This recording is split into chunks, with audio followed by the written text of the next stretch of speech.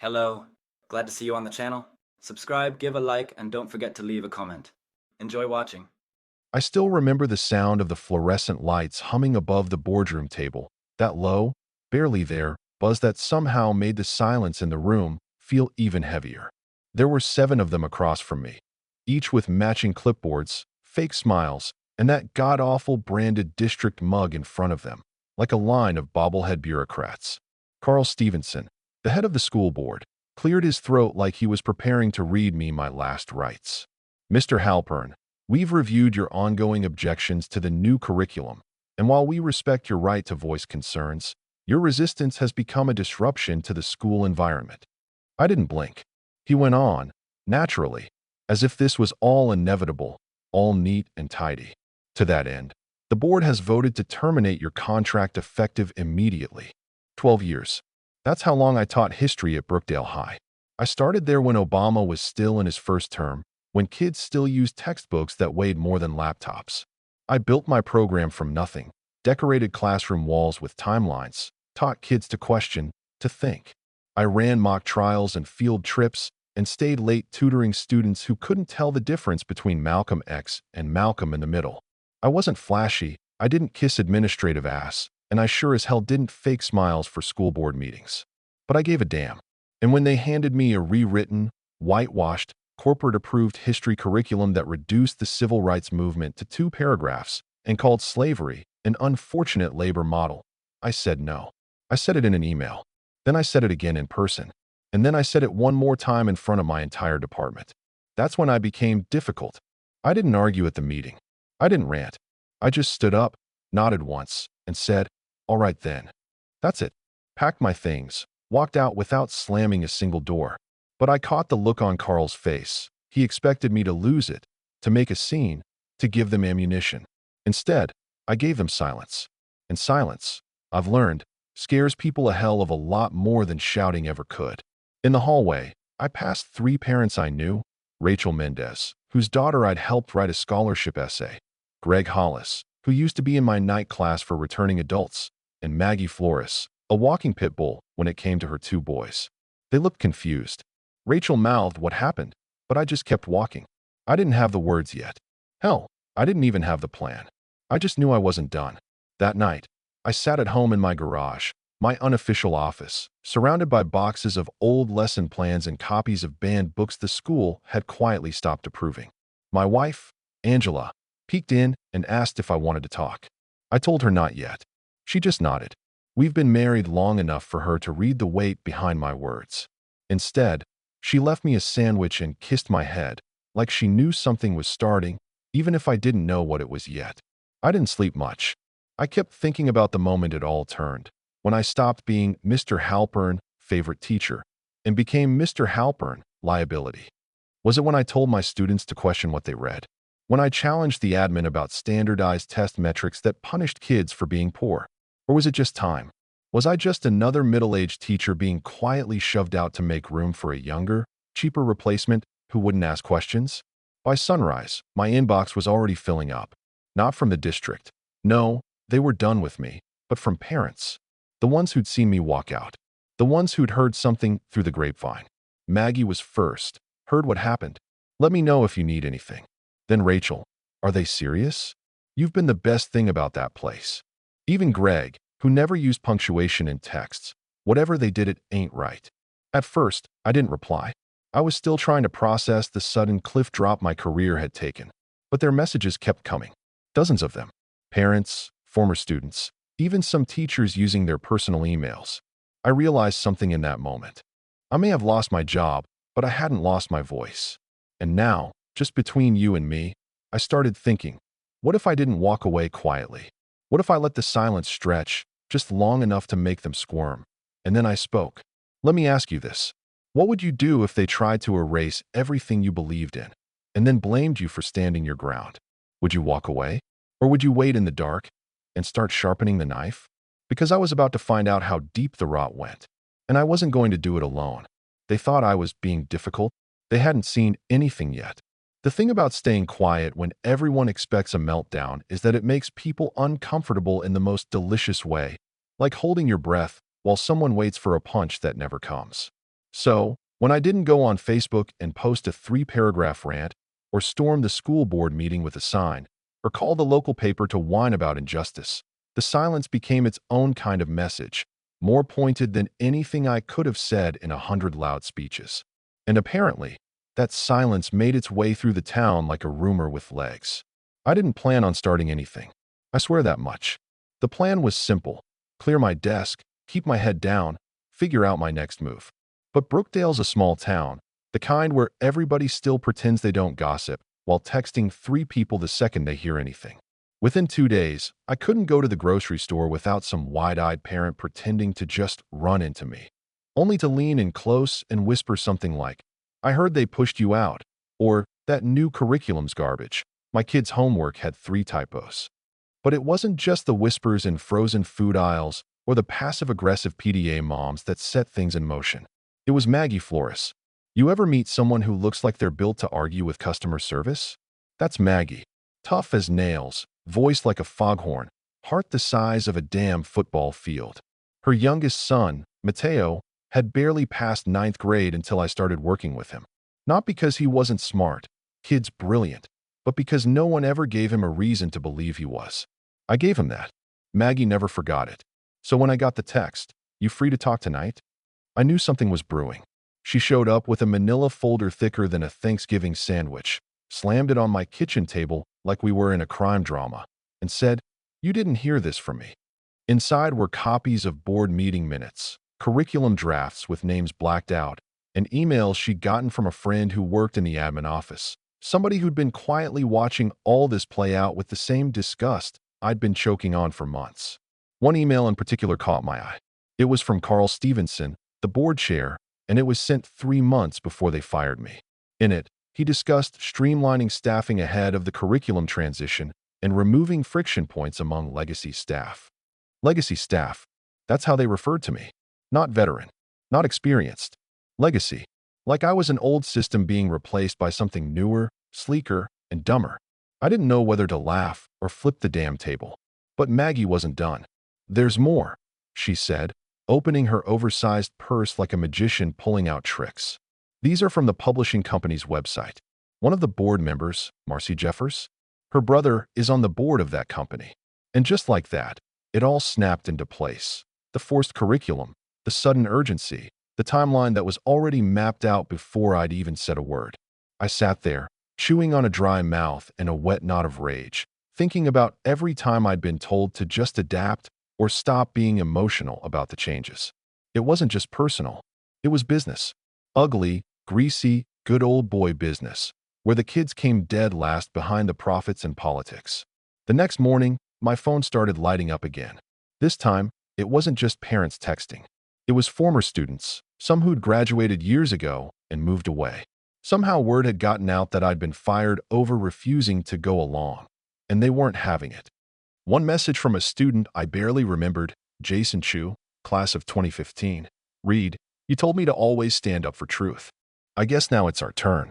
By the end of the week, I had a spreadsheet, no joke, a literal spreadsheet, of people who wanted to help. Parents offered to make calls. Alumni offered to write letters. Teachers, the brave ones, sent quiet messages of support using personal accounts with VPNs. And Maggie, God bless her, started setting up a town hall through the Community Action Network. It was happening, and all I had done was sit in my kitchen and listen. At one point, Angela asked me, "Do you think you're starting a war?" I looked at her and said, "No, but I think I might be walking onto the battlefield someone else already laid out." Because it wasn't just about me anymore. It was about what they were trying to do to every kid walking into that school. Watering down history, whitewashing facts, and tossing out educators who gave a damn. That wasn't just a policy shift, that was a theft. A slow, polite, professionally worded theft of truth. So I didn't tell people to fight. I just didn't stop them. I answered their questions. I pointed them to the emails. I let them look at the curriculum themselves because the truth was ugly enough to do the work for me. They called me difficult? Wait, till they met 300 angry parents with screenshots and nothing to lose. And the best part? I still hadn't said a single word in public. People always assume revolutions start with shouting bullhorns, broken glass, and headlines, but the truth is, most of them begin in silence, in the slow, quiet decay of something once good, while nobody notices or nobody dares to speak. Before the emails, before the town hall, before the whisper network turned into a roar, this all started in a place most folks wouldn't bother to look, the faculty lounge. Next to the burnt coffee pot and the whiteboard where someone always drew crude cartoons of Carl Stevenson in a tutu. That's where I first noticed the change, not all at once, but in little chips, like water wearing down stone. 3 years ago, they started trimming my supply requests. At first, it was chalk and dry erase markers, the kind of stuff you replace without thinking. I didn't make a fuss. Then it was field trip approvals, lesson planning software access, and even the number of copies I was allowed to print per week. I joked that I should start charging admission to the copier like a parking garage. My colleagues laughed, nervously, because it wasn't just me. Math, science, even the arts were getting squeezed. But somehow, my history budget always seemed to get it worse. And every time I asked about it, someone would smile politely and say it was performance-based resource allocation. Bureaucrats speak for, "We're screwing you," and blaming the spreadsheet. But I kept showing up, kept putting on a tie, kept staying late to grade essays written by kids who didn't know who Susan B. Anthony was but somehow still cared enough to try. I didn't do it because I'm a martyr. I did it because I believed in what I was teaching, and even more than that, I believed that truth, real truth, mattered in a world that was doing its damnedest to water it down until it tasted like nothing. Then came the golden boy. His name was Jared McKnight, straight out of some teacher prep program with a certificate that still had wet ink and a grin like he thought he was starring in a Netflix show. I met him on a Tuesday morning, when Principal Ted Remington, whose tie clip always matched his smirk, introduced him as the future of our social studies department. That was the first red flag. The second was when he asked me, in all sincerity, if the Civil War came before or after the moon landing. I thought he was joking. He wasn't. Within 2 months, Jared had his own classroom, a bigger supply budget than me, and somehow a seat on the curriculum review committee. Meanwhile, I was being shuffled to the far end of the hallway, next to the janitor's closet, like some old furniture they didn't have the guts to throw away just yet. I didn't need to be told I was being phased out. It was obvious. The legacy staff, remark? That just confirmed what I already knew. But I stayed, not out of pride, but out of spite, because I knew things they didn't, because I kept receipts. See, every time a request was denied, I saved the email. Every time I submitted a curriculum proposal and it got mysteriously lost, I backed it up. When I was accidentally left out of meetings, I logged the calendar changes. I had a digital folder labeled "Cover Your Ass," and by the time they finally fired me, it had more documentation than a tax audit. I didn't know what I'd do with it yet, but it made me feel less helpless, like I was quietly carving my initials into the wall on my way out of a prison cell. And here's the funny part: Ted and Carl, and their little band of grinning saboteurs, really thought they were being subtle. Like I wouldn't notice when Jared started submitting lesson plans that looked suspiciously like mine, just stripped of the nuance and critical thinking. Like I wouldn't recognize the buzzwords, balanced perspective, civic harmony, nonpartisan framework, that were just code for historical revisionism dressed in khakis.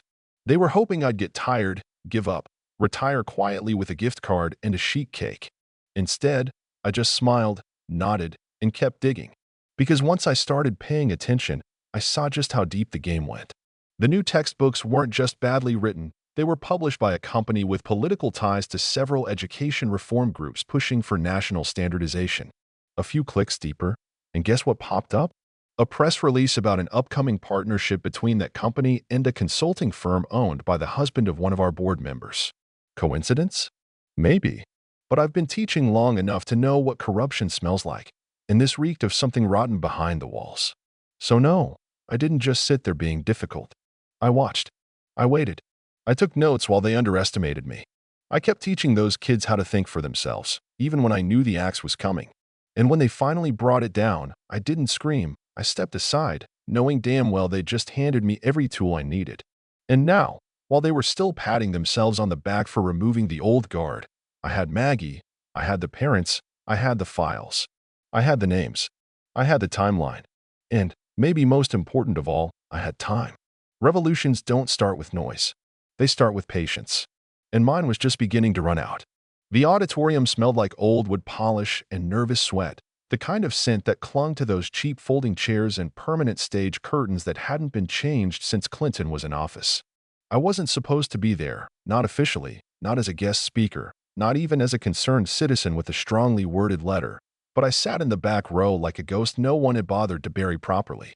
The town hall had been scheduled under the vague title of Community Concerns, Education, and Transparency, but everyone knew why we were really there.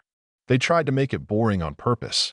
The school board was hoping people wouldn't come, that they'd stay home and watch reruns while the suits talked in circles and the microphones mysteriously cut out halfway through public comments. What they didn't count on was Maggie Flores. She opened the meeting like she was hosting a daytime court show, all calm fury and clipped consonants, with a stack of documents in one hand and a laser pointer in the other.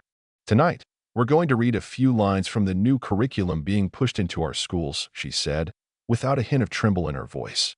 Then she clicked to a slide, projected high above the board's polished heads, and read, "The migration of African workers into North America began a process of agricultural development that supported the colonial economy." She paused. "Anyone want to guess what year this migration began?" A few murmurs from the audience. One woman raised her hand timidly. "Wasn't that slavery?" Maggie smiled the way a lion might before dinner. "Correct. That's how they're choosing to describe slavery now. As a workforce migration." There was no mistaking the shift in the room. You could feel it, the way a room shifts right before lightning hits something tall and flammable. People leaned forward. Phones came out. Someone was already filming. The school board members stared like mannequins. Carl Stevenson fiddled with his pen. Marcy Jeffers looked like she wanted to teleport out of her seat. And Principal Remington's jaw set so tight it looked wired shut. And me? I just watched from the shadows, my heart hammering not from fear but from the thrill of it all, like watching a domino wall start to collapse after months of carefully nudging each piece into place. Then the testimonies began. Parents stood up one after another, each more furious than the last. Rachel Mendez read an email from her daughter's teacher explaining they were shifting away from divisive historical content. Greg Hollis held up his kid's homework with corrections marked in red pen. "My old pen, my corrections, lifted straight from a lesson I'd written 3 years ago. So let me get this straight," he said into the mic, voice booming. "You fired the guy who taught my kid the truth, then stole his work to dumb it down?" Applause broke out. Actual applause. In a school auditorium during a community meeting, while Carl Stevenson tried to pretend he wasn't sweating through his collar. And then someone played the ace. It was a woman I didn't recognize, blonde, mid-40s, sharp suit, voice like glass. "I'm a freelance journalist," she said, holding up her press badge, "and I was just emailed this anonymously." She held up a printed copy of an internal memo from the board's curriculum committee. It clearly shows that the rewritten materials were adopted before any teacher reviews took place, and that language was specifically chosen to avoid alienating stakeholders. She paused. By stakeholders, they mean donors. The room went dead quiet. No yelling, no booing, just stunned silence, like someone had pulled the fire alarm and everyone realized the smoke was real. Carl tried to say something then, some vaguely legal word salad about due process and institutional review, but the moment had already passed him by. People had seen behind the curtain. The lie wasn't just exposed, it was printed, highlighted, and being passed around on Facebook before the meeting even ended. And still, I didn't speak. Not a word. I left before the last comment was made, before the board shuffled out with their binders clutched like shields. I walked out under the flickering exit sign and into the night, heart pounding like I'd just outrun something massive. Because I knew this wasn't over, not by a long shot. The wheels were turning now, faster than they could control, and all I had to do was stay out of the way and let them crash into their own mess. That night, back home in my garage-turned war room, I opened the old laptop I hadn't touched in months. I pulled up the Cover Your Ass folder and clicked open a draft email I'd written but never sent, anonymously addressed to 3 education watchdog sites, packed with documentation, timeline screenshots, and flagged statements from school leadership. I'd written it months ago. All I needed to do was hit send. But I didn't, not yet. Because after what I saw in that auditorium, I realized something powerful. It wasn't about me anymore. This wasn't my battle to finish. The parents had taken the baton. The kids were asking questions. And the truth, brutal, complicated, inconvenient truth, was starting to make noise. All I had to do now was give it a little push. There's a particular kind of silence that hangs in the air right before a scandal breaks, like the way the world feels right before a thunderstorm cracks open the sky. And by the second week after the town hall, Brookdale was thick with that tension. You could see it in the way board members stopped making eye contact in the grocery store, in the way Carl Stevenson began entering meetings through side doors instead of the main entrance, and in the way Principal Remington's weekly newsletters suddenly shrunk to a single paragraph of vague optimism wrapped in corporate apologies. The fire had been lit, and even though the board tried to act like everything was fine, people could smell the smoke. The first resignation didn't even make a sound. Marcy Jeffers, the one with the publishing connection, quietly stepped down to focus on family, which everyone immediately translated as to avoid being subpoenaed. The local paper didn't even bother quoting her, just printed a tiny announcement under the gardening column like it was the obit of her public credibility. But it wasn't until the second resignation, board treasurer Alan Pike, who suddenly remembered he had a conflict of interest due to personal investments, that people really started paying attention. That was the moment the press started digging deeper, and the moment I realized I might have lit something too big to control. I hadn't sent the email dump directly. I wasn't stupid. I routed it through 3 different accounts, waited until late at night, and then fed it to 3 different education-focused watchdog sites with anonymous tips pointing towards specific lines in board meeting transcripts, internal memos, and leaked emails. I never mentioned my name. I never needed to. The documents spoke for themselves, and once they hit the open water, there was no pulling them back. The headline came 3 days later. Brookdale School Board tied to curriculum kickbacks. Whistleblower documents reveal cozy dealings. That was the match. What followed was the inferno. Suddenly, every decision the board had made in the last 2 years was being questioned. People were demanding to know who approved the textbook vendor, who signed off on the new curriculum, why teacher reviews were bypassed, and why 24 parent complaints had gone unanswered while the board focused on streamlining ideological alignment. The public meetings turned into open-air trials, where board members sat under hot lights and fielded questions they had no good answers to. Carl tried to keep order, banging his gavel like it was a magical artifact that could restore his authority, but it was too late. Once the mob starts reading policy documents aloud, you're already done. And the best part? I was nowhere in sight. No interviews, no Facebook posts, no protests. I didn't even show my face at the follow-up town hall. Even when Maggie texted me, "You should see this. It's beautiful." I told her I was exactly where I needed to be. Watching. Waiting. Letting the fire spread without getting singed myself. But then something happened I hadn't prepared for. The new teacher they brought in to replace me, Jared McKnight, the golden boy, was caught plagiarizing his lesson plans. Not just cutting corners or making mistakes, but literally copying entire Wikipedia entries and passing them off as original content, typos and all. A student caught it. She cross-checked a quiz on the Cold War and found that the wording was identical to a poorly edited article. She brought it to her parents. Her parents brought it to the school. And the school, already half on fire, now had to deal with the fact that the man they replaced me with didn't even know how to cheat properly. It was poetic, really. A slow, dumb implosion. No heroics, no explosions, just stupidity and greed caving in under their own weight. 1 week later, I received a formal letter from the district superintendent. It was polite, polished, and brimming with legal phrases, but the subtext was clear. We acknowledge mistakes were made, we'd like to move forward, and we're willing to discuss possible reemployment. I read it 3 times. Then I folded it neatly, slid it into an envelope, and sent it right back with a copy of the original curriculum proposal they had rejected, stapled to an American flag napkin I found in my garage. No note. No signature. Because by that point, they didn't deserve a reply. Angela asked me what I was going to do next, and for the first time in months, I didn't answer with a shrug or a sarcastic joke. I told her I didn't know, and I meant it. I wasn't sure if I'd teach again, at least not in a building where truth had to be edited for marketing purposes. But I knew one thing: I wasn't angry anymore. Not the way I had been. The fire had burned through everything it needed to. What was left was quiet.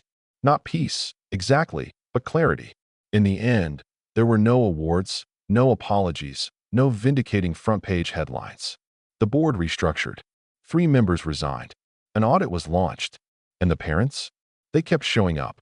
Not for me, not anymore, but for the kids, for the truth, for the right to ask questions and expect real answers. And that was enough. You can call it revenge if you want. Call it justice. Call it petty. But I call it something simpler. I call it history.